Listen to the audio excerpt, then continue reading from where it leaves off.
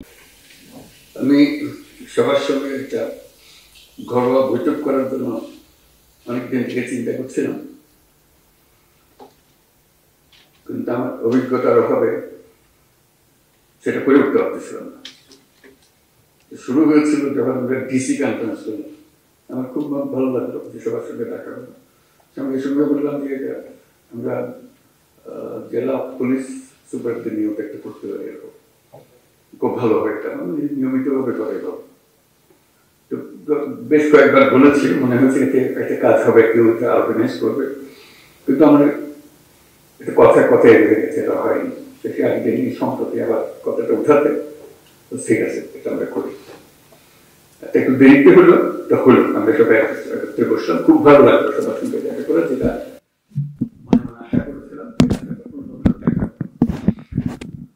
আশা করেছিলাম। এই জন্য সরকার যাই কিছুই করতে চাক না কেন, যে ভঙ্গিতেই করতে চাক না কেন, শেষ পর্যন্ত পুলিশের হাত দিয়ে করতে হয়। তারা করে দেবে না, তারা এনভায়রনমেন্টটা সৃষ্টি করে। ওই এনভায়রনমেন্ট না থাকলে তাহলে কোনো কাজ আর হয় না। কারণ পুলিশের কথা প্রসঙ্গে বারে বারে আমরা বলছি দুটো শব্দ, আইন ও শৃঙ্খলা। এটাই হলো পুলিশ। কাজে ওই পুলিশের হাতে এটাকে এক্সিকিউট করা, এটাকে এই পরিবেশ সৃষ্টি করা, আইনের পরিবেশ সৃষ্টি করা। আইন যদি না থাকলো তাহলে সরকারও কি, গণতন্ত্র কি, অধিকার কি, মানুষ নাগরিকদের কি, কিছুই থাকে না। কাজে এটাই ছিল মূল জিনিস, যে আমরা পুলিশকে অবহেলা করে কিংবা পাশ কাটিয়ে গিয়ে দেশ করতে পারবো না। তারাই সম্মুখ সারির মানুষ। তারা ক্ষেত্র প্রস্তুত করলে তখন বাকি জিনিসগুলো হয়, তখন বীজ লাগানো হয়, চারা লাগানো যায়, সবকিছু হয়। আইন না থাকলে, শৃঙ্খলা না থাকলে, যত বড় বড় চিন্তাই হোক, যত টাকাই ঢালুন, কোনো কাজে আসবে না। কিন্তু সেই জন্যই পুলিশের গুরুত্বটা মনে মনে খুব অনুভব করছিলাম, যে একবার বসি, নিজেদের মধ্যে একটা আলাপ আলোচনা করি, কি করা যায়, কিভাবে অগ্রসর হব। আজকে তোমাদের তরফ থেকে কথাগুলো শুনে খুব খারাপ লাগলো, যে এই অবস্থার মধ্যে তোমাদেরকে কাজ করতে আমরা ঠেলে দিয়েছি, যে করো। কাজ করার তো একটা পরিবেশ লাগে, সহযোগিতা লাগে, সামর্থ্য লাগে। সেটা ছাড়া, ঢাল তলোয়ার ছাড়া আমরা যুদ্ধক্ষেত্রে পাঠিয়ে দিয়েছি যে লড়াই হোক। সেই জিনিসটা আমি অবশ্যই পরপরই এটা নিয়ে বৈঠক করবো, সমাধান করতে পারবো যাই না, কোনো জিনিস সমাধান করতে বড় কঠিন জিনিস হয়ে যায়, কিন্তু চেষ্টা করবো যে কি করা যায়। যদি ব্যর্থ হই, মনে করি যে আমি চেষ্টা করেছিলাম কিন্তু ব্যর্থ হয়েছে, চেষ্টার অভাবে ব্যর্থ হয়নি। এটা প্রথম চোটে মনে পড়লো যে করা। এরকম আলাপ হলে অনেক কিছু মনে পড়বে, যেগুলো আমরা চেষ্টা করব। যদি আমরা বলি যে এটাই তোমাদের কাজ, দেশকে পরিবেশটা সৃষ্টি করা যেখানে দেশ এগিয়ে যেতে পারে, তাই যদি হয়, তাহলে যাদের হাতে পরিবেশ সৃষ্টি করার দায়িত্ব, যাদের কাছে দেশকে তৈরি করার দায়িত্ব এগিয়ে যাওয়ার জন্য, তাদের নিজেদেরকে তৈরি করতে না পারলে তাহলে তারা বাকি কাজ হলো না। তো সেই জন্য আমরা অগ্রাধিকার দিতে চাই, প্রায়োরিটি দিতে চাই, যে যেটা আমরা পারি। আর কথা বলার আরেকটা কারণ ছিল, যে কারণে বসতে চেয়েছিলাম, সেটা হলো যে আমি সরকারে যোগ দেবার আগেও বলেছি, এখন সরকারে যোগদান পরেও বলছি, বাংলাদেশ একটা মস্ত বড় সম্ভাবনাময় দেশ। আমি বারে বারে এটা অনুভব করি। এটা রাজনৈতিক মাঠের বক্তৃতার জন্য না, ব্যক্তি হিসেবে, দেশের নাগরিক হিসেবে অনুভব করি যে এটা বিরাট একটা সম্ভাবনা, এবং কিছু কিছু উদাহরণও দিই কেন এটার সম্ভাবনাটা আমি দেখি। কিন্তু সেই সম্ভাবনাটাকে আমরা বাস্তবের দিকে আনতে পারছি না, থেকে যাচ্ছি। আজকে আমরা একটা সুযোগ পেয়েছি, মস্ত বড় সুযোগ, সেই সম্ভাবনাকে কার্যে পরিণত করা। এবং জুলাইয়ের এই অভ্যুত্থানের ফলে সেই সম্ভাবনাটা সৃষ্টি হয়েছে। এই সম্ভাবনার যে পরিবেশ সৃষ্টি হয়েছে সেটাকে যেন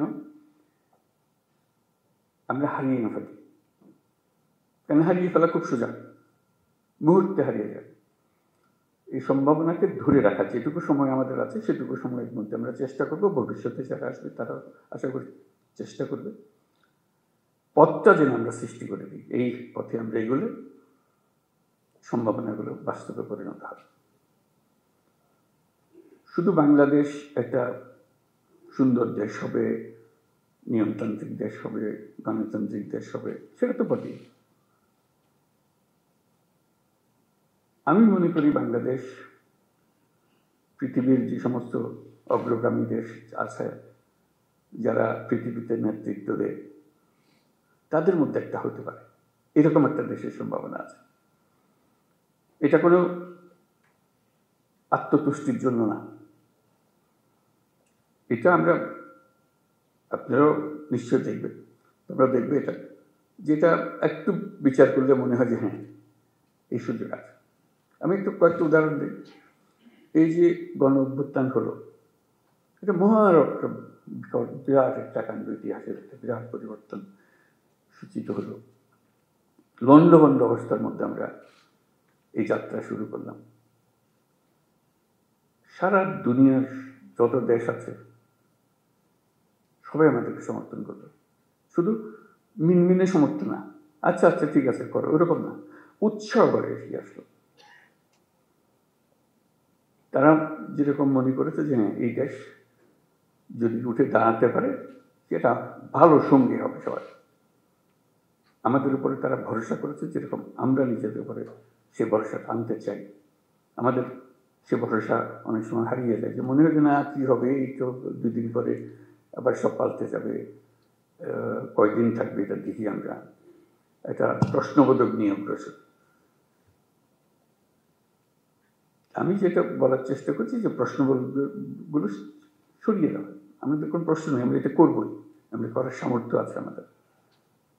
এই যে নতুন করে আমাদের যাত্রা শুরু হলো, এটা একটা মস্ত বড় সুযোগ। এই সুযোগটার উপরে আমি আন্ডারলাইন করছি, এই সুযোগটা যেন আমরা হারিয়ে না ফেলি। এটা শুধু মুখে বললে তো হবে না, সেটা ওই যে আজকের যে আলোচনা হচ্ছে সেটার মাধ্যমে ওটা করতে হবে, যে সুযোগগুলো সৃষ্টির জন্য তারও একটা পরিবেশ লাগে, সেই পরিবেশটা সৃষ্টি করে। তো সেখানে পুলিশ বাহিনী একটা মস্ত বড় ভূমিকা পালন করে। ওই যে বললাম আইন ও শৃঙ্খলা, আইনটা যদি আমরা সঠিকভাবে প্রয়োগ করতে পারি, শৃঙ্খলা যদি প্রতিষ্ঠিত করতে পারি, তাহলে যে কোনো যুদ্ধ জয় সম্ভব।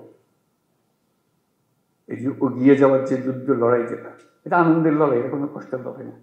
যত এগিয়ে যায় তত ফুর্তি লাগে, নিজের কাছে ফুর্তি লাগে, নিজের ছেলে মেয়েদের সঙ্গে কথা বলতে ফুর্তি লাগে যে আমরা একটা কাজ করছি, তারা দেখছে, তারা উদ্বুদ্ধ হচ্ছে, এবং নিজের তুষ্টি হচ্ছে যে আমি একটা এমন ভূমিকায় আছি যে ভূমিকায় দেশের একটা পরিবর্তন হবে। আমরা নতুন বাংলাদেশ বলে শব্দটা বলি সবসময়, নতুন বাংলাদেশ, এটা কথার কথা না। এটা নতুন বাংলাদেশ আমরা এই জন্য বলি যে পুরনো বাংলাদেশ হচ্ছে অন্ধকার যুগ, আমাদের ভয়ঙ্কর একটা যুগ।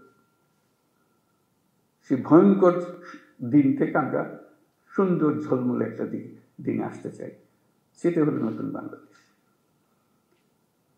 পুলিশ বাহিনীরও মুশকিল হলো ওই অন্ধকার যুগের তারা অ্যাক্টিভ পার্টিসিপেন্ট ছিল, নিজের ইচ্ছায় না, সরকারি কাজ করতে হয়, কাজ করেছে, আমরা কাজ করছি, আমাদের হুকুম পেয়েছে, করেছে, করতে করতে আমরা ওরকম চিন্তাতে পড়ে গেছি।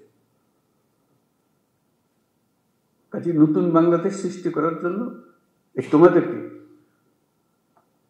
ওই চিন্তার থেকে বেরিয়ে আসতে হবে যে না আমরা নতুন বাংলাদেশ সৃষ্টি করব।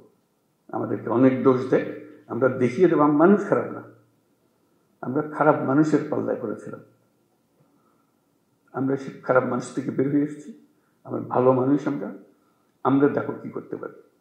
সেই দৃঢ় চিন্তাটা মাথার ভিতরে রাখতে হবে যে আমরা একটু দেখিয়ে সারবো, আমাদেরকে সবাই গালিগালাজ করে, মন্দ বলে, আমাদের কাজের মাধ্যমে আমরা দেখাবো যে আমাদের হাত দিয়েই এই নতুন বাংলাদেশ সৃষ্টি হবে, আমরা একটা তাতে বড় রকমের ভূমিকা পালন করব, কারণ আমাদের কাছেই রয়েছে আইন এবং শৃঙ্খলা। এইটা আমরা প্রতিষ্ঠা করব। এটা প্রতিষ্ঠিত করতে পারলেই ওই এনভায়রনমেন্টটা সৃষ্টি হয় যেখান থেকে এটা উড়ান দেবে। দেশটা উড়ান দিতে হলে তার একটা মোমেন্টাম জেনারেট করতে হয়। এই মোমেন্টাম জেনারেট করার জন্যই হলো এটা, যে আমাদের আইন এবং শৃঙ্খলাটাকে প্রতিষ্ঠিত করা। মুখের কথা না, মানুষ দেখলেই, পুলিশ দেখলে মানুষ আশ্রয় পায়।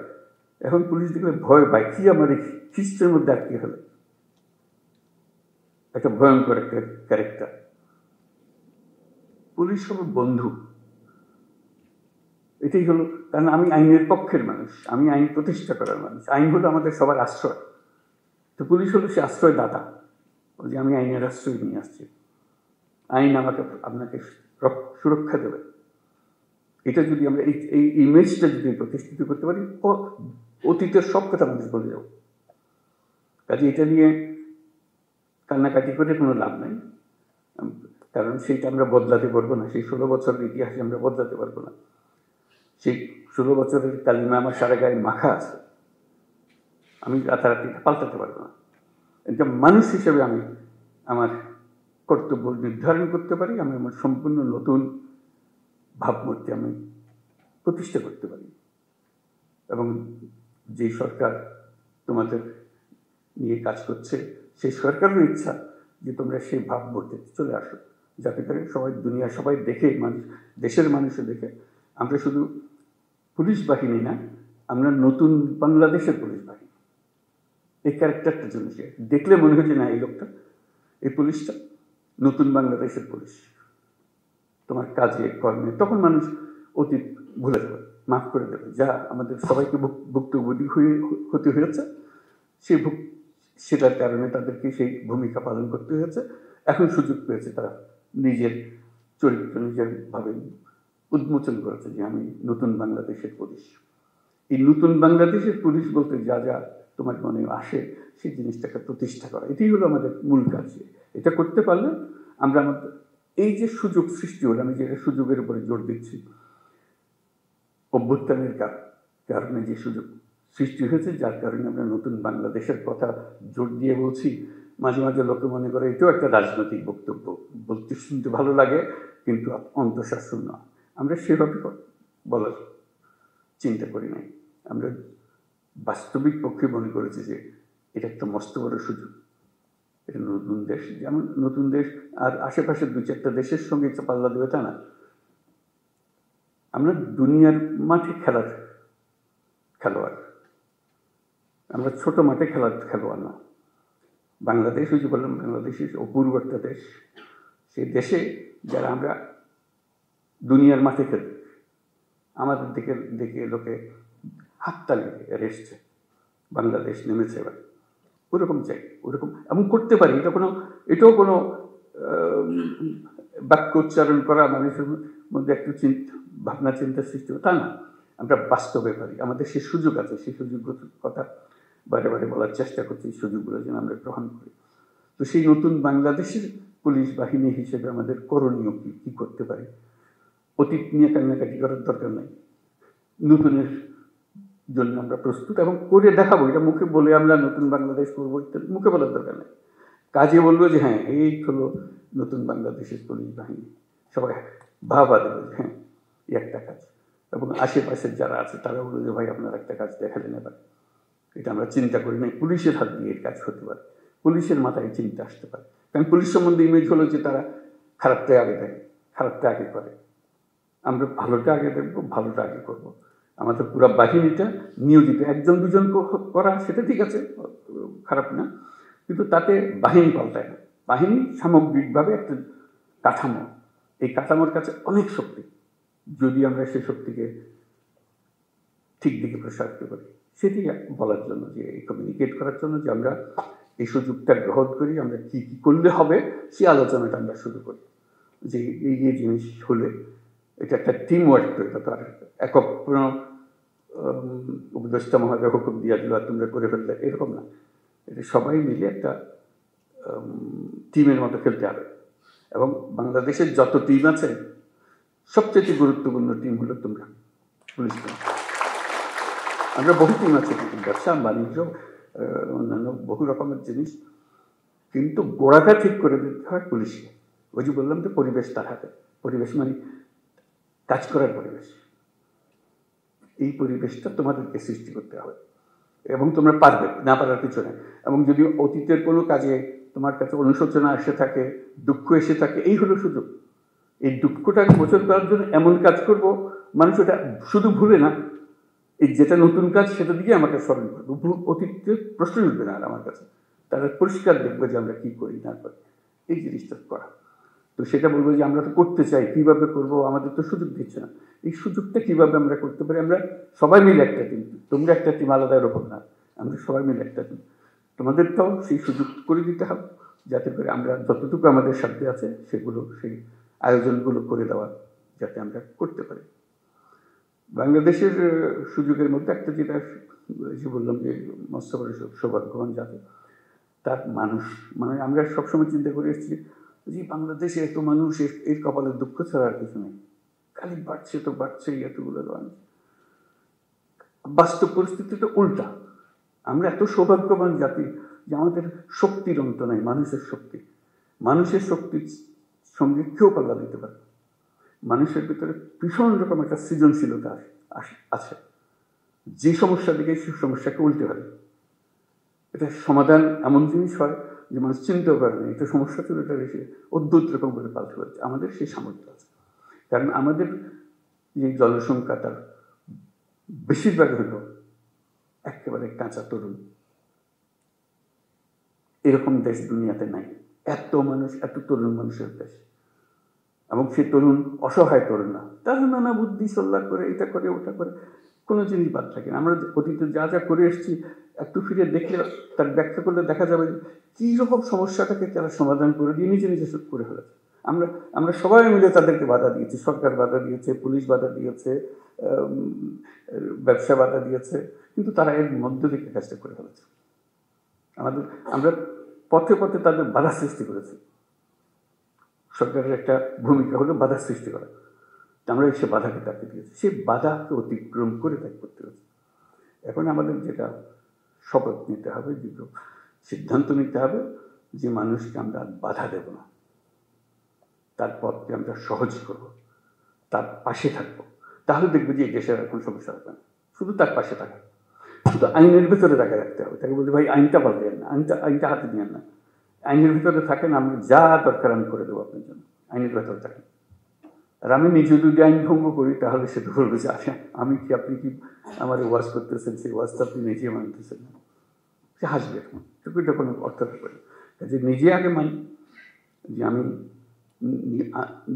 আইনের ভেতরে থাকবো, এবং তখন সে মানবে যে হ্যাঁ আইন এটা আমাদের করতে হবে, যেটা করা। সম্ভাবনার কথাটা বললাম, এই সম্ভাবনাটা কীভাবে আমরা কাজে লাগাবো। এই সরকার, অন্তর্বর্তীকালীন সরকার, এটা হাতে খুব বেশি সময় নাই। আমরা অলরেডি 7 মাস পার করে এসেছি। আমরা বলছি ডিসেম্বরে নির্বাচন হবে। কাজে এর মধ্যে যা আমরা করতে চাই, যা আমাদের সামর্থ্য আছে, এগুলো করে ফেলা। কাজে কী কী সংস্কার, আমরা সংস্কারের উপর দিচ্ছি, তোমরাও সংস্কারের কথা বলছো, যে আমাদের যত সংস্কার করার দরকার আছে আমি করে ফেলি। কারোর জন্য অপেক্ষা করে আমাদের কোনো ফায়দা হবে না, কাজটা করতে হবে এবং সেটা আমাদের প্রতিষ্ঠিত করতে হবে। যে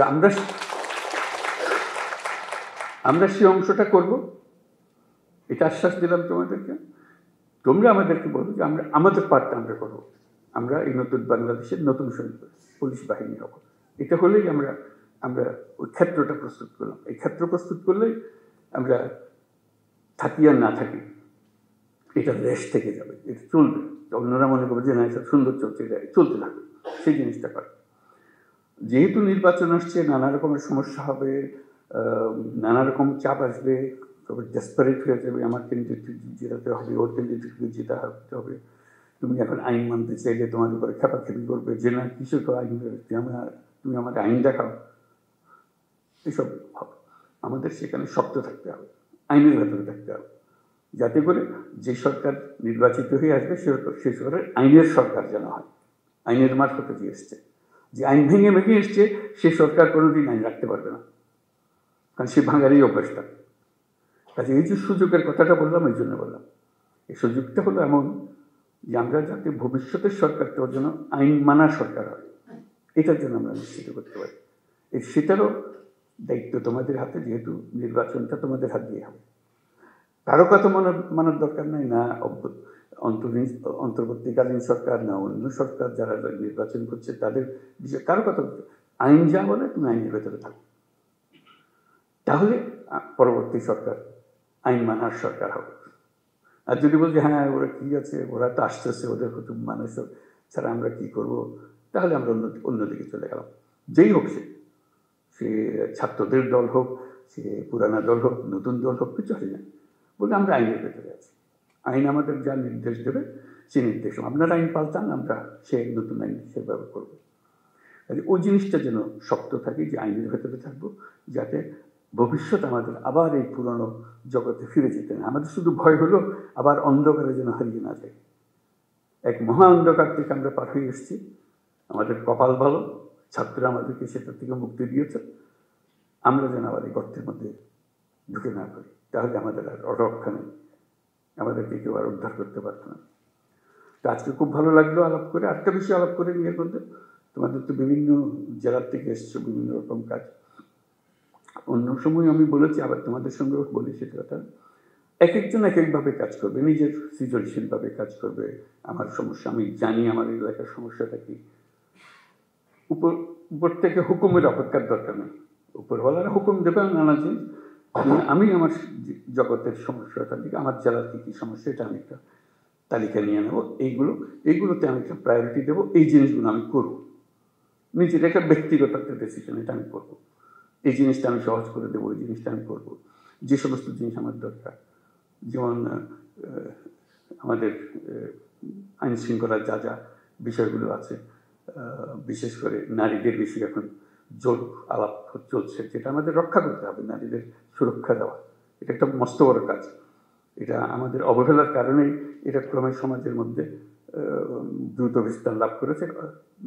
আমাদের দেশের অর্ধেক মানুষ অসহায় হয়ে পড়েছে, তাদের প্রতি দৃষ্টি দেওয়ার কেউ নাই। তার রাস্তাঘাটে চলতে গেলে ভয় লাগে, কথা বলে আপনার মেয়ে রাস্তা দিয়ে যায়, সে ভয়ে ভয়ে যায়। এটা কোন ধরনের কথা? এই দেশের একজন নাগরিক রাস্তা দিয়ে যাবে, তার মনের মতো একটা ভীতি টানি, মানে তাকে তার দিকে তাকালে কি বুঝবে, কোন দিকে তাকালে, না নিচের দিকে তাকালে না উপর দিকে তাকাবো, বুঝতে পারছে না।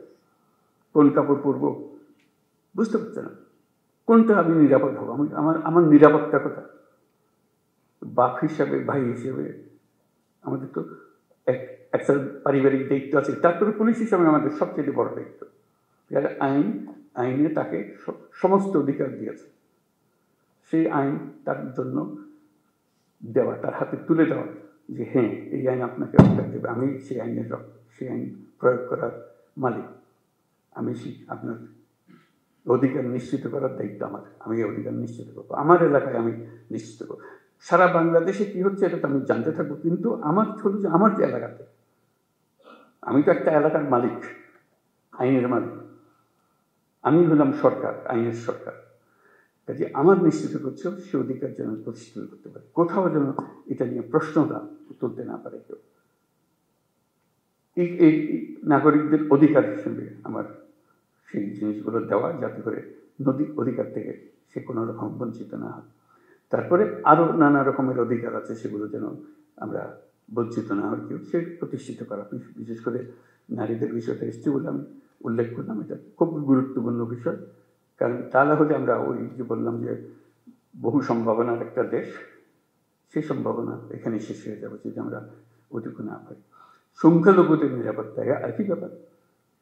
নাগরিক হিসেবে তার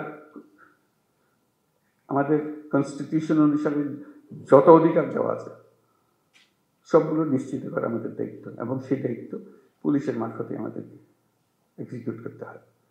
কাজে পুলিশ হিসেবে যে সংখ্যালঘুর নিরাপত্তা এবং যে কোনো ব্যক্তির নিরাপত্তা, সে অসহায় গরিব মানুষের নিরাপত্তা, শক্তিশালীর হাত থেকে তাকে বাঁচানো, সেটা নিশ্চিত করা ইত্যাদি, এইগুলো যেন আমরা করতে পারি। এই প্রসঙ্গে আরেকটা বিষয় একটু পরিষ্কার করি।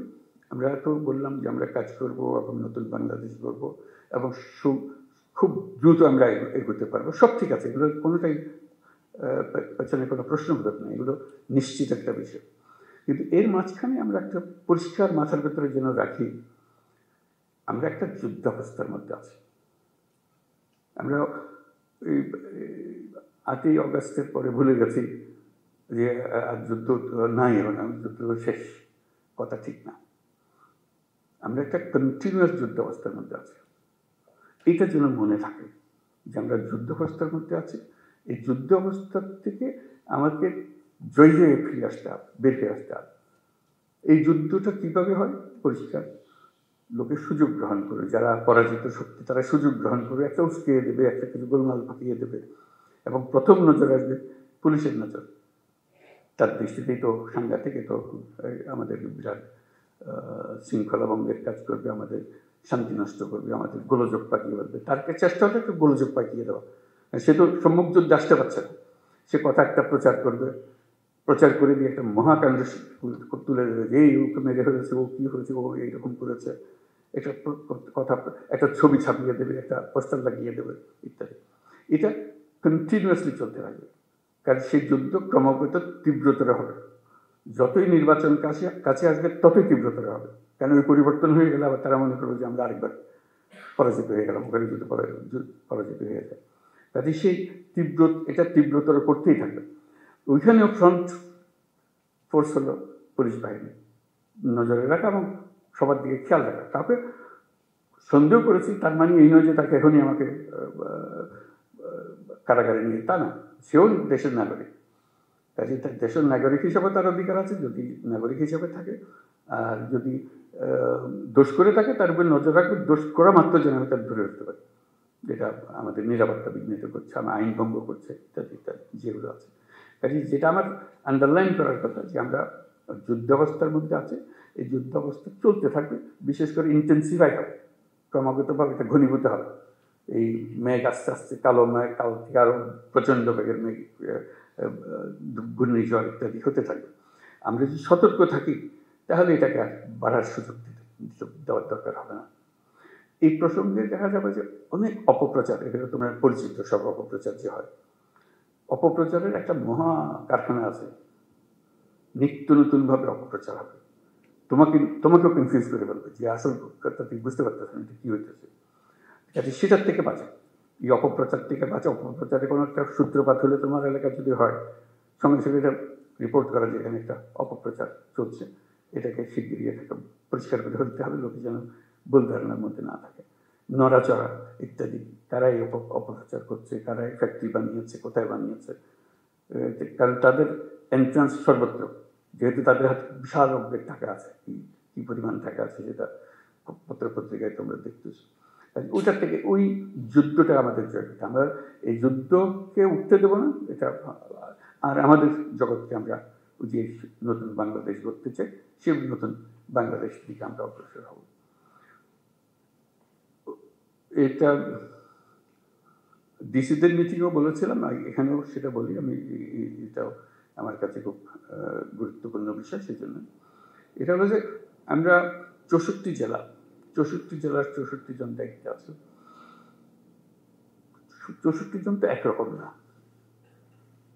একটা হলো যে ব্যক্তিগতভাবে একরকম না, একটা হলো যে কেউ অ্যাক্টিভ, কেউ একটু ইনঅ্যাক্টিভ, দুদিন পরে করতেছে, আজকে যেটা করার কথা কালকে পূর্ব পরশু করবে, এরকম না।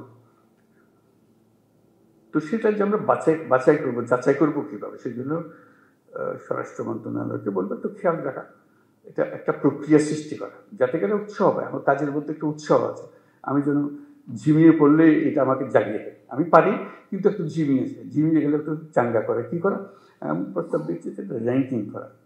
প্রতি মাসে এই 64 জেলাকে 1 থেকে 64-তে নিয়ে আসা, সবাই কে কোন স্থানে আছে। ক্লাসে এরকম হয় না যে ফার্স্ট বয় সেকেন্ড বয় হয়, ফুর্তি লাগে, আমার একেবারে লেজের গোড়ায় দিয়েছি, আমার খুব খারাপ লাগে, আমি পারি, তখন আমার একটু গোসা লাগে যে কী বলে ওই কারণে আমার উপরে যায়, আমি হচ্ছে অনেক ভালো করি। কত বলবো যে আমার জেলাটা আসলে খারাপ, আমাকে এই জন্য হয়েছে, পরে বলছে না ওরটা অত খারাপ, ওটা তো ভালো, ও তো আমার উপরে চলে গেছে।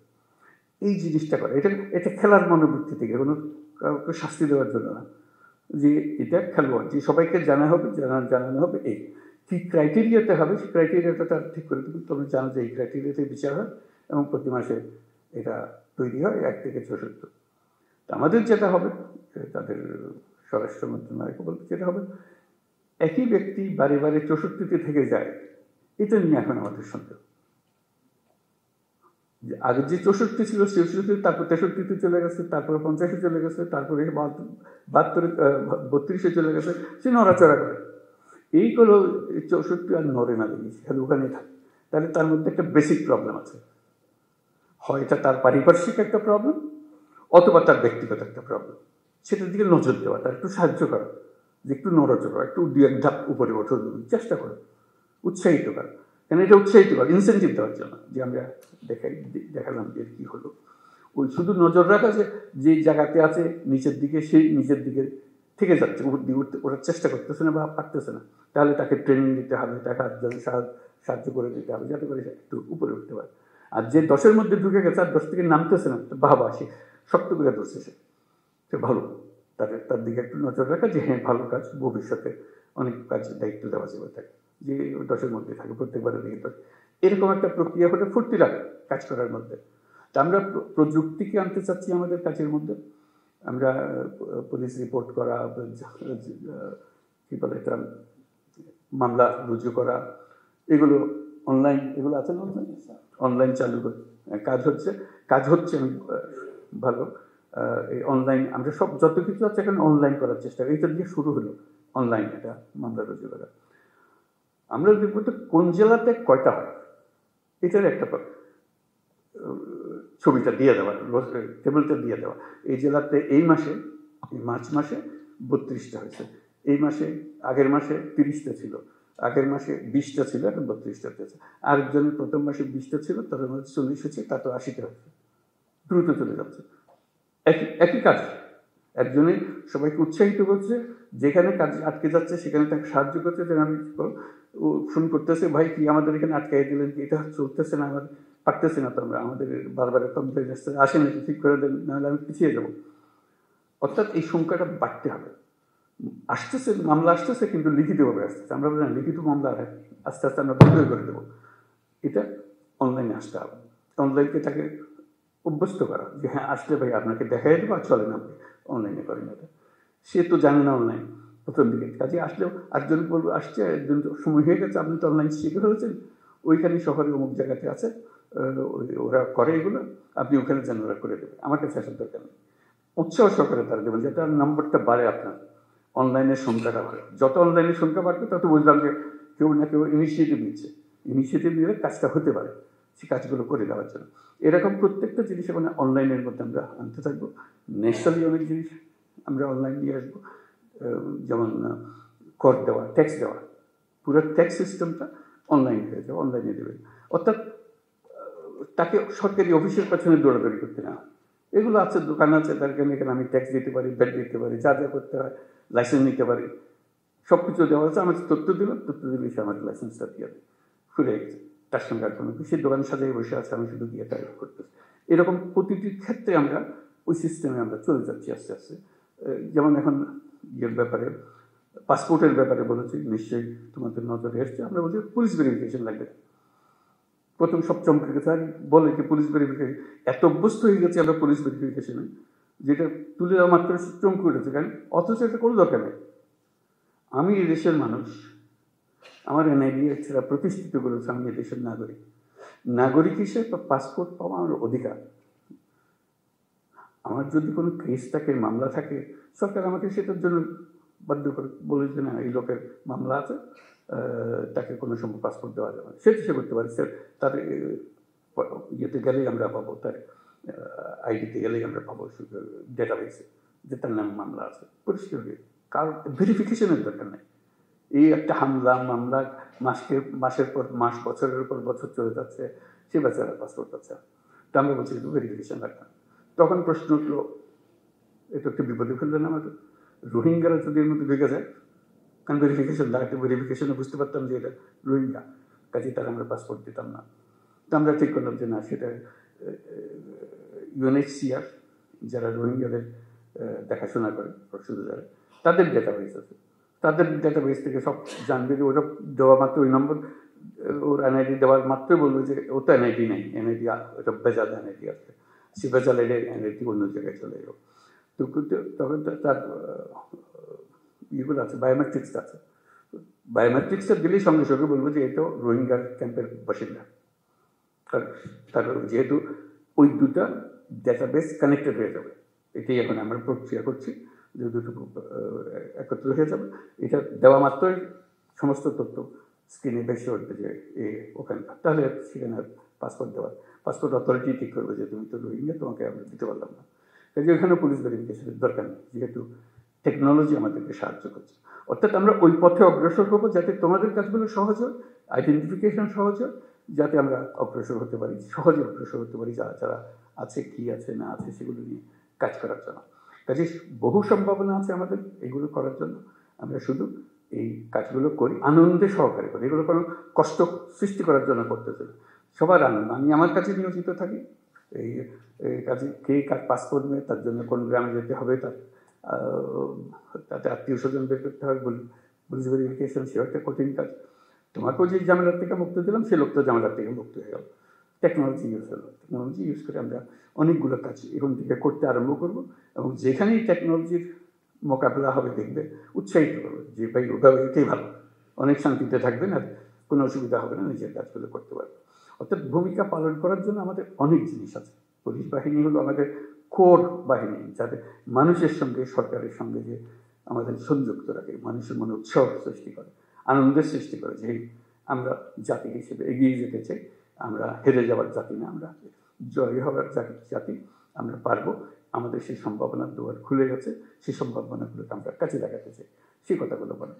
আজকে এই কথাগুলো বললাম, আরও ভবিষ্যৎ আরও হবে, এখন অনেক জিনিস জানতে পারলাম, এগুলো নিয়ে আমরা বসে যতটুকু করতে পারি, যাতে করে আমরা আমাদের কাজগুলো যে কয় মাস আমার দায়িত্বে আছে, সেই কয় মাসে অন্তত আমরা অনেক দূর নিয়ে যেতে পারি। ভবিষ্যতে কী হবে সেটা ভবিষ্যতের হাতে, কিন্তু আমাদের প্রতিটা দিন যেন আমরা মনে করি যে আমরা একত্রে সবাই মিলে বসে দেশের জন্য একটা কাজ করেছে, যেটা দেশকে এগিয়ে নিয়ে যেতে সাহায্য করছে। বিশেষ করে আমাদের ছেলেমেয়েরা, তারা আমাদের দিকে তাকিয়ে আছে যে আমরা কী করছি, তাদের কপালে কি সিল মেরে দিচ্ছি যে তোমাদের দেওয়ালে কিছু দুঃখ ছাড়া কিছু নেই, নাকি তাদের দরজা খুলে দিচ্ছি যে তারা যেখানে ইচ্ছা পারে তারা যেতে পারে, তাদের সামর্থ্য দেখাতে পারে, তাদের অবস্থান দুনিয়ার সামনে তুলে ধরতে পারে, এবং সেটা পারার মতো জিনিস। আমাদের সামনের প্রজন্মদের বিষয়টা হলো প্রযুক্তির জন্ম। এই প্রযুক্তি দিয়ে তারা কোথায় যে চলে যাবে আমরা চিন্তা করতে পারছি। আজকে যে ছোট্ট বাচ্চাটা আপনার ঘরে বড় হচ্ছে, দেখবেন যে সে কী যে কাণ্ড করে ফেলেছে তার 18 বছর বয়সে, 19 বছর বয়সে, আপনিও বুঝতে পারেন নাই, আপনার ফ্যামিলির কেউ বুঝতে পারেনি, সেও বুঝতে পারেনি, কিন্তু সে রাস্তা পেয়ে গেছে, যেহেতু প্রযুক্তি তার হাতে এসেছে। প্রযুক্তি একটা হলো যে আলাদিনের চেরাগের মতো, এটা যার হাতে গেছে সে এটা নিয়ে যে কোনো ইচ্ছা যে কোনো জিনিস করতে পারে। আমরা স্টারলিংকের কথা বলছি, যে স্টারলিংক আশা করি কিছুদিনের মধ্যেই শুরু হয়ে যাবে। হয়ে গেলে দেখবেন যে ফার্স্ট ইন্টারনেট, দ্রুত গতির ইন্টারনেট হয়ে গেলে এই বর্তমান যে ইন্টারনেট আছে তার তুলনায় এটা এত গতি, তাতে সমস্ত কিছু হাতের মুঠোয় চলে আসবে, মুহূর্তের মধ্যে হাতের মুঠোয় চলে আসবে, যে যা করতে চায়, আর কারোর জন্য অপেক্ষা করতে হবে। এটা তো একটা টেকনোলজি, এরকম বহু টেকনোলজি আরও আসতে থাকবে, যাতে আমাদের হয়তো একটু ধাক্কা খেয়ে এটা শিখতে হবে, কিন্তু বাচ্চারা জন্ম থেকে শিখে হবে। কেমনে শিখে, কে শেখাবো আমরা জানতেও পারি না, কিন্তু সে শিখে ফেলছে সব কিছু। 10 বছরের বাচ্চা, 11 বছরের বাচ্চা সবাইকে শেখাইতেছে কী হইতে হবে। তুমি পারবে না, আমার আমি করে দিচ্ছি, 1 সেকেন্ডের মধ্যে সে করে দিল। আমি ঘন্টাখানিক ধরে চেষ্টা করতে দিতে পারতেছে না, সে 1 সেকেন্ডের মধ্যে এটা করে দেয়। তার মধ্যে একটা বিল্ডিং একটা জিনিস আছে যেটা আমাদের মধ্যে নাই, আমরা পারিনি, আমাদের জমানায় সেটা ছিল না বলে। এবং তার জমানায় এসছে সেটাতে ওস্তাদ হয়ে গেছে, সেই জগতের মধ্যে আমরা প্রবেশ করছি। ওকে এখন বাড়ার সুযোগ দেন, উড়ার সুযোগ দেন, সেই জন্য আমাদেরকে সবাই নিয়ে উড়ান দিতে পারে। তো সবাইকে ধন্যবাদ। আজকে কথাবার্তা হলো, আশা করি ইনশাল্লাহ ভবিষ্যতে আবার এরকম সুযোগ হবে এগুলো